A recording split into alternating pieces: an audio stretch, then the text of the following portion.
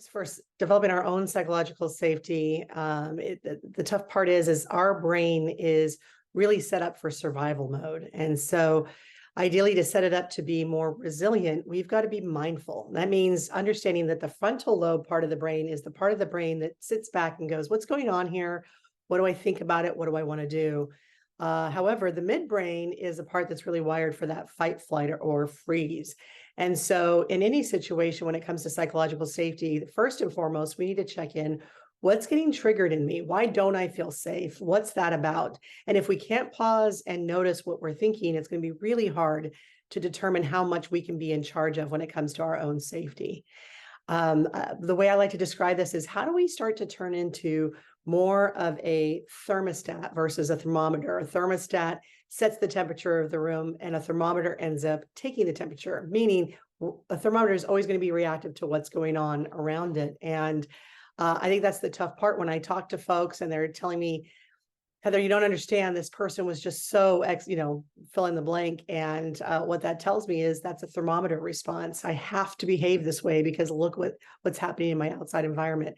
The goal here for us to be really good at developing our sense of psychological safety is that we go, what is it that I want to experience here? What do I need to tell myself so that I can experience that? What behaviors do I need to choose? That doesn't preclude that other people and what they do, we can, some of it may be that we need to address the fact that they're not treating us the way that we expect. What this is called, another way of phrasing it, is an internal versus external locus of control, which is a fancy way of saying is, do I feel like the world is coming in at me and I'm sitting here just kind of stagnant?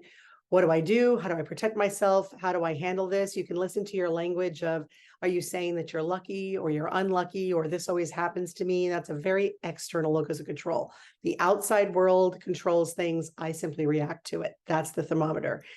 The other side is the internal locus of control, where if you notice the difference is one, I have a goal that I'm trying to achieve. There is a purpose that I'm after. And when I have that purpose, then I'm focused on achieving it. The outside world is still throwing me the slings and arrows that the other person may have, but I'm interpreting it from the place of, how does this help or hinder me to accomplish my goal?